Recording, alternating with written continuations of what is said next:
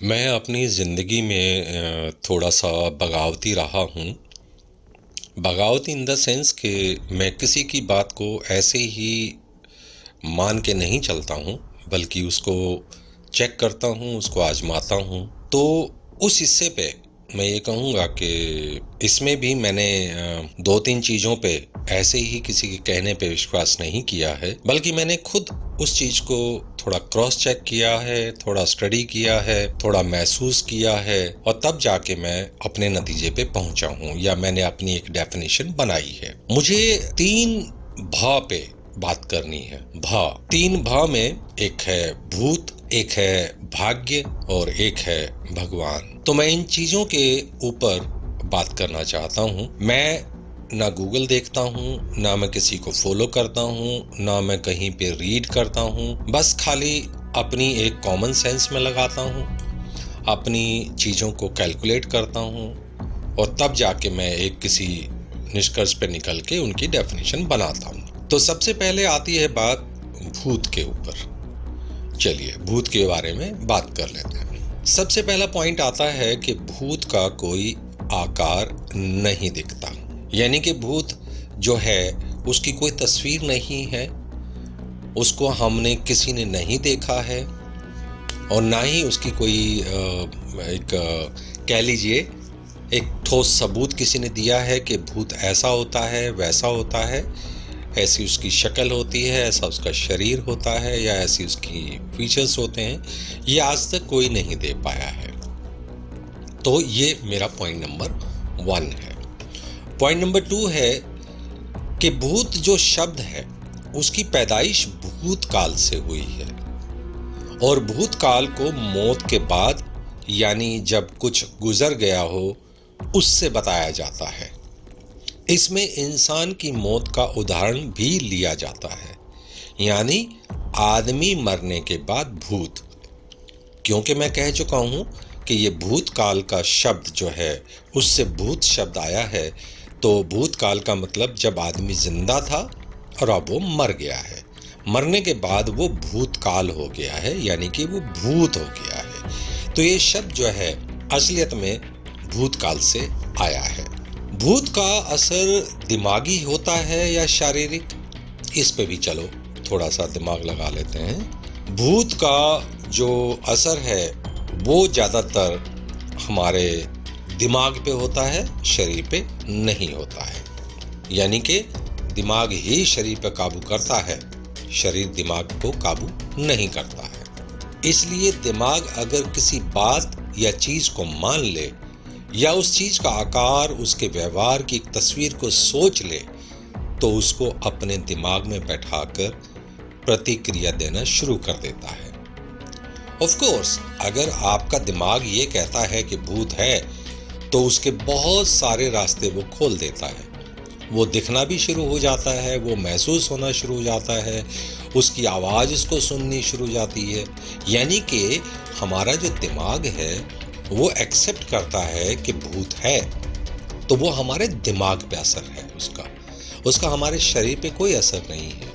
कोई ये नहीं कहता कि भूत आया था, उसने मेरा हाथ पकड़ा और उसने मुझे उठाया या मुझे इस तरीके से पीटा, या देखो ये निशान है, या देखो ये नाखून के निशान हैं। जो भी है उस टाइप का कोई एग्जाम्पल लोग नहीं देते हैं, उदाहरण नहीं देते हैं।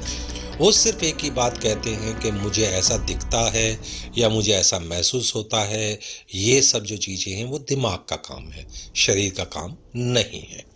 भूत एक ऐसा चरित्र है जो पीढ़ी दर पीढ़ी बड़े बुजुर्गों ने अपनी अगली पीढ़ी को उनके बचपन से ही दिया है। भूत को हमेशा नकारात्मक चरित्र बनाकर बड़ों ने अपने डर को नई पीढ़ी के दिमाग में दिया है। हर पीढ़ी ने नई पीढ़ी को भूत की बुराइयों की एक लंबी लिस्ट दी है और यह नकारात्मक चरित्र इंसानों के साथ शमशान घाट और कब्रिस्तान तक जाता है।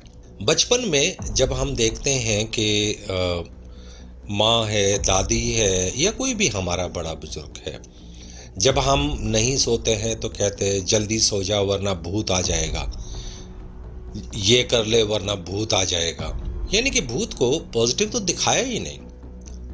भूत का मतलब यहाँ पे हमेशा एक ऐसा दरिंदा दिखाया है जो तुम्हें मार सकता है, जो तुम्हें नुकसान पहुंचा सकता है। और ये बचपन में ही बड़े बुजुर्ग डाल देते हैं कि भाई ये काम करो वरना ये हो जाएगा। देखिए, मैंने कहा कि दिमाग में जब हम एक तस्वीर बना लेते हैं तो वो हमें फिर उस तरीके से महसूस होना शुरू हो जाता है। बड़े बुजुर्ग अगर भूत से डरते हैं तो वो हमेशा एक ही बात कहेंगे अपने बच्चों से, ये कर ले वरना भूत आ जाएगा। दूसरी तरफ अगर कोई भूत को नहीं मानता है तो वो कभी भी अपने बच्चों को भूत नाम की चीज से नहीं डराते हैं। लेकिन क्योंकि भूत का जो असर है वो ज्यादातर हमारे दूसरे हिस्से यानी कि हमारे धार्मिक हिस्से पे भी जाता है, और धार्मिक हिस्से का मतलब यहाँ पे ये है कि जो नास्तिक लोग हैं वो बहुत कम होते हैं और आस्तिक लोग बहुत ज्यादा होते हैं। यानी कि 100 में से एक आदमी नास्तिक होता है। अब 100 आदमी में एक आदमी नास्तिक, इसका मतलब 99 जो लोग हैं, 99% जो लोग हैं वो अपने बच्चों को भूत नाम की चीज से डराते हैं। और भूत नाम की चीज से डरते डरते बच्चा अपने दिमाग में भूत नाम की एक चीज को लेके बैठ जाता है, उसकी एक तस्वीर अपने दिमाग में लगा लेता है, बना लेता है। तो ये पीढ़ी दर पीढ़ी भूत की जो बुराइयां हैं, उसका जो नेगेटिव कैरेक्टर है वो हमें बच्चों को दिया जाता है, और बच्चे जो हैं उस चीज़ को मानते हुए आगे बढ़ते हैं। और कब तक मानते रहेंगे? जब तक वो मर ना जाए, वो खुद कब्रिस्तान या शमशान घाट तक चला ना जाए। हाँ, बहुत कम लोग, बहुत ही कम लोग समझदार होते हैं, लिखे पढ़े होते हैं, जो ये कहते हैं कि मुझे इस चीज़ को जब तक चेक नहीं करूँगा, यानी कि अपने किसी भी चीज़ के ऊपर सवाल करके अगर कोई आगे बढ़ता है तो वो हमेशा जीनियस होता है, वो आंसर ले लेता है, वो उसको तब वो अपनी एक नई डेफिनेशन बनाता है कि भूत है या नहीं है। यहाँ पे मैं ये नहीं कह रहा हूँ कि भाई भूत है या नहीं है, मेरी खुद की अपनी एक डेफिनेशन है। मैं अपनी डेफिनेशन आपको नहीं थोपना चाहता, मेरा एक विचार है, आप अपने विचार के हिसाब से आगे बढ़िए, वो ज़्यादा अच्छा है। तो मैं ये कहूँगा कि खुद भूत जो शब्द है वो कहीं से भी बच्चों के दिमाग में नहीं आता है, बल्कि हम बड़े लोग उनको डराने के चक्कर में, उनको उनका आकार बताने के चक्कर में, उनको डरा के अपना काम निकलवाने के चक्कर में एक नया डर उनके दिमाग में पैदा कर देते हैं, और वो उन बच्चों के दिमाग से होते हुए वो जब तक बूढ़े नहीं हो जाते तब तक वो अपने दिमाग में रखते हैं। तो ये एक तरीका है, ये एक हमारे समाज में, हमारे उसमें एक तरीका है कि हम भूत नाम की चीज़ को नेगेटिव बोलते हुए, बच्चों को डराते हुए इस चीज़ का एक लुक एंड फील दे देते हैं, ताकि इंसान डरा रहे और इंसान जो है भूत को मानता रहे। भूत नाम के चरित्र की कई तस्वीरें पीढ़ी दर पीढ़ी चली जाती हैं। कई पीढ़ियां इस भूत नाम के चरित्र में और इजाफा करते हुए चले जाते हैं, चाहे उसके रूप में बदलाव हो या उसके व्यवहार में बदलाव हो। अब चूंकि भूत का कोई रूप आज तक कोई दिखा नहीं सका है तो उसको कई और रूपों में बतलाया जाता है। वह हवा का झोंका भी हो सकता है, कोई परछाई हो सकता है, और बस हम उस हवा के झोंके और उस परछाई से जिंदगी भर डरते रहते हैं। भूत कहाँ रहते हैं, ये एक बहुत बड़ा सवाल है हमारे सामने। तो जब आप ये देखेंगे कि ये कहाँ रहता है तो ये बहुत इंटरेस्ट क्रिएट करेगा आपको। भूत कहाँ रहते हैं? भूत गांव में रहते हैं, भूत कब्रिस्तान में रहते हैं। भूत मेरे हिसाब से बहुत पढ़ा लिखा और समझदार होता है। वह जानता है कि किसी पढ़े लिखे इंसान को दिखना या महसूस होना खुद के लिए घाटे का सौदा हो सकता है। यानी कि जो पढ़े लिखे लोग हैं उनको भूत नहीं दिखता है, वो भूत उनके सामने नहीं आता है, वो खुद डर जाता है पढ़े लिखे लोगों से कि उसकी पोल खुल जाएगी, इसलिए वो उनको बहुत कम दिखता है। वह शहर में नहीं आता है, शहर के लोगों को तंग नहीं करता है, लेकिन गांव में हर घर में वो किसी ना किसी को तंग करता रहता है। झाड़ फूंक और ये सब जो चीजें हैं वो गांव में होती हैं, शहर में नहीं होती। यानी कि भूत गांव में रहता है। अब गांव में क्यों रहता है इसका जो जवाब है वो अपने आप खुद लगा सकते हैं कि मैंने कहा कि भूत मेरे हिसाब से बहुत पढ़ा लिखा और समझदार होता है। वह जानता है कि किसी पढ़े लिखे इंसान को दिखना या महसूस होना खुद के लिए घाटे का सौदा हो सकता है, क्योंकि उसके ना होने की बात सच कर दी जाएगी। क्योंकि एजुकेशन यानी कि शिक्षा सबूत मांगती है, तर्क चाहती है मानने के लिए, और हम लोग तर्क दे नहीं पाएंगे। इसलिए भूत किसी गरीब कम पढ़े लिखे इंसान को ही महसूस होता है या दिखता है। एक और फैक्ट है कि भूत सबसे ज्यादा आस्तिक लोगों को ही दिखता है, उन्हीं को महसूस होता है, क्योंकि भूत को धर्म, भगवान, जाति या धर्मों के क्रियाकलापों के साथ व्यक्त किया जाता है। नास्तिक को कभी भूत दिखता या महसूस होता ही नहीं। बड़ा अजीब सा एक संयोग है इसका कि भूत सबसे ज्यादा आस्तिक लोगों को ही दिखता है। जो नास्तिक होते हैं उनको भूत नहीं दिखता है, क्योंकि नास्तिक फैक्ट मांगते हैं, सबूत मांगते हैं। वो चाहते हैं कि हमें दिखाओ, हमें महसूस कराओ या हम में डालो। वो कई लोगों को, जो नास्तिक लोग हैं, कई लोगों को चैलेंज करते हुए दिखते हैं। वो उन लोगों को भी कहते हैं कि मेरे अंदर भूत डाल के दिखा, कहाँ है भूत, दिखा में। अब भूत होता नहीं है, यानी कि उसका कोई आकार नहीं, कुछ नहीं। दिमाग पे एक तस्वीर जब कोई बना लेता है तो वो उसको कैसे व्यक्त करे? वो परछाई बोलेगा, वो बोलेगा कि देखो ये हवा का झोंका जो तेज चल रहा है इसमें भूत है, या ये इसने भूत नहीं किया है, या देखो मुझे किसी ने पकड़ लिया है। गारंटी के साथ कहता हूं कि अगर आपको ये महसूस होता है कि मेरे शरीर में एक भूत है, मेरा शरीर हिलता है, या मेरे शरीर में ताकत आ गई है, या मेरे शरीर ने कुछ रिएक्ट किया है, तो वो एक भूत ने मेरे से करवाया है, ये सरासर गलत है, ये सरासर झूठ है। कितने लोग जानते हैं कि हम शरीर का 2-3% भी अच्छे तरीके से यूज नहीं करते हैं, यानी कि आप अपने शरीर की ताकत को नहीं जानते हैं। शरीर में ताकत इतनी ज़्यादा होती है कि अगर हम उसका 10% भी यूज़ कर लें तो हम बड़ी से बड़ी चीज़ को पा सकते हैं, बड़ी से बड़ी चीज़ को तोड़ सकते हैं, बड़ी से बड़ी चीज़ को तहस नहस कर सकते हैं। तो आप ये कैसे कह सकते हैं कि शरीर से दुबला पतला दिखने वाला बंदा कमज़ोर होता है, शारीरिक तौर पे कमज़ोर होता है? वो शरीर का यूज़ करना, प्रयोग करना वो नहीं जानता है। आपने देखा होगा कि जो एशियन लोग हैं, यानी कि खासकर चाइनीज़ लोग हैं, चाइनीज़ जो है वो हमारी सभ्यता से पहले के हैं, यानी कि ये कला है, ये भूत नहीं है, ये कला है कि इंसान जब अपने योगा से या अपने अंदर की ताकत को जब पहचानने लगता है तो वो अपने अंदर एक ताकत महसूस करता है। एक हाथ से एक पेड़ को हिला देता है, एक उंगली से दीवार तोड़ देता है, वो अपनी आंखों की नजर से टीवी का शीशा तोड़ देता है। ये जो सब चीजें हैं ये क्या है? ये भूत नहीं है।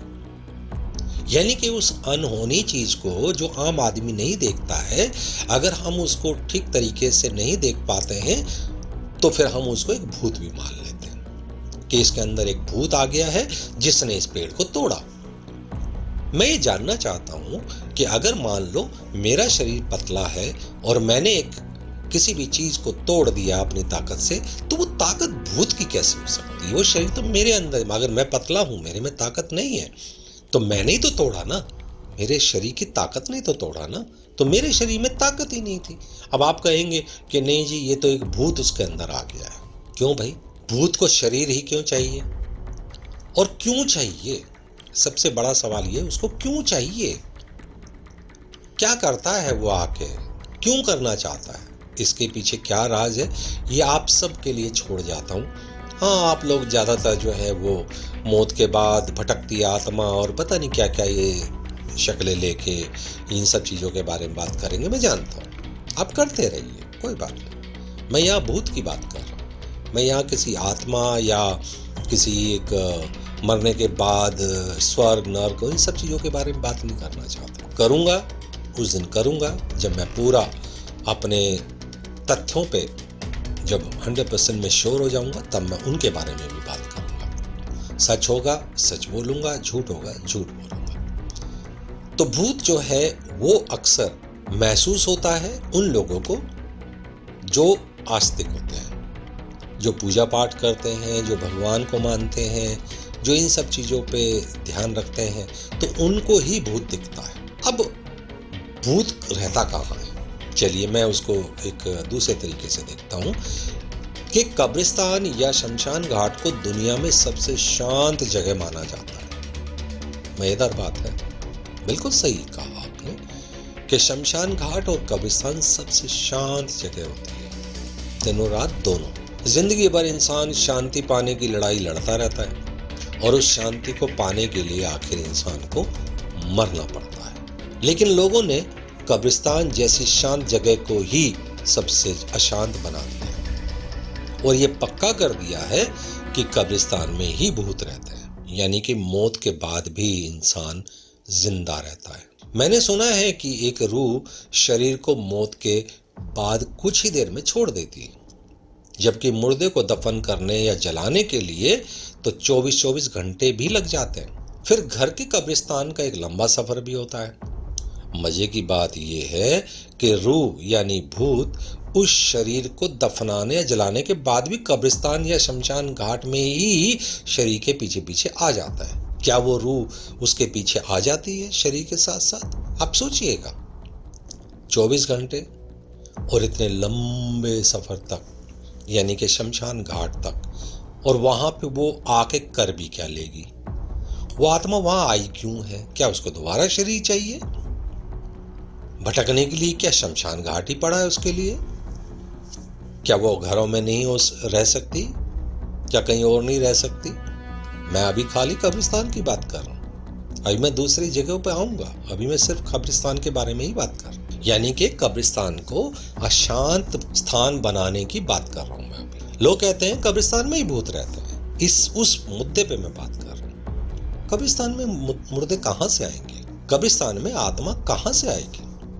वो तो जब आदमी मरा था वहां कुछ घंटों के लिए वो आत्मा जो है फिर वो छूट जाती है, फिर वो इतना लंबा सफर तय नहीं करती है। लोग कहते हैं क्या कोई आत्मा दिल्ली से मुंबई चली जाएगी? क्या कोई आत्मा इंग्लैंड से दिल्ली आ जाएगी? क्या कोई आत्मा 10-10, 20-20 किलोमीटर दूरी तय करेगी? क्या कोई आत्मा ऐसे ही उस शरीर के चक्कर में पड़ जाएगी? शरीर जला दिया गया है, शरीर नीचे कब्र में कई फुट नीचे जमीन में दफन कर दिया गया है, तो अब उस आत्मा को क्या चाहिए? क्यों है वो वहां पर? और फिर वो डराती क्यों है? ये जो सब चीजें हैं, ये सोचिएगा तो आपको आपका जवाब हो सकता है थोड़ा मिलना शुरू हो जाए अगर आप लगातार इस पे सोच जारी रखते हैं। तो जो नास्तिक होता है या भूत प्रेत को नहीं मानता है, उसको भूत प्रेत क्यों नहीं दिखते? और तो और वे आधी रात को कब्रिस्तान या शमशान में जाकर मस्ती भी मार कर आ जाए तब भी भूत उनको नहीं दिखते। यहाँ ये पक्का हो जाता है कि भूत यानी कि घोस्ट बहुत बुज़दिल किस्म का होता है, या यूं कहिए कि भूत बड़ा चालाक होता है। वह जानता है कि रात 12 बजे जो आया है वह उससे बिल्कुल भी नहीं डरता, तो वह ना डरने वाले इंसान के सामने आने से बहुत डर जाता है और सामने आकर अपनी झूठी तस्वीर दिखाकर सच को सामने से आने नहीं देता। भूत डर जाता है। यानी कि जो नास्तिक होता है, जिसकी नज़र में वो भूत नहीं है, या उसको वो फैक्ट चाहिए या उसको वो दिखना चाहिए तभी वो मानेगा, क्योंकि जो नास्तिक होता है वो प्रूफ मांगता है, वो दिखावा नहीं चाहता, वो किसी भी झूठ के सहारे नहीं चलता, उसको प्रूफ चाहिए कि भूत होगा, दिखेगा, महसूस होगा तो मानेगा, वरना नहीं मानेगा। उसके कहने से, इसके कहने से वो नहीं मानेगा। लोग कहते हैं कि कब्रिस्तान में भूत होते हैं या शमशान घाट में भूत होते हैं, तो वो तो रात को 12-1 बजे लोग चांदनी रात को पता नहीं किस किस चीज़ से जोड़ देते हैं, अंधेरे में अमावस्या के उसमें नहीं आते हैं, पता नहीं क्या क्या चीज़ हो, तो वो चांदनी रात में भी जाता है, वो पूर्णमासी की रात को भी जाता है, पूर्णिमा के दिन भी जाता है रात को। तो वो जाता है, वो देखता है, वो बात करना चाहता है, वो वहाँ आके चिल्लाता है कि भाई भूत साहब आ जाओ, कब्रों से निकलो, या तुम जहां पेड़ वेड़ पे जहां बैठे हो आओ, मैं तुमसे बात करना चाहता हूं। लेकिन उसको कोई मिलता ही नहीं है। यानी कि भूत इतना बुज़दिल है, उसको ना मरने से डर लगता है, ना उसको कोई हरा सकता है, तो फिर वो क्यों नहीं बात करता उससे आके। और वो इंसान होके, जिसका शरीर है, जो मर सकता है, जिसके पीछे बड़ी जिम्मेवारियां घर की, वो नहीं डरता।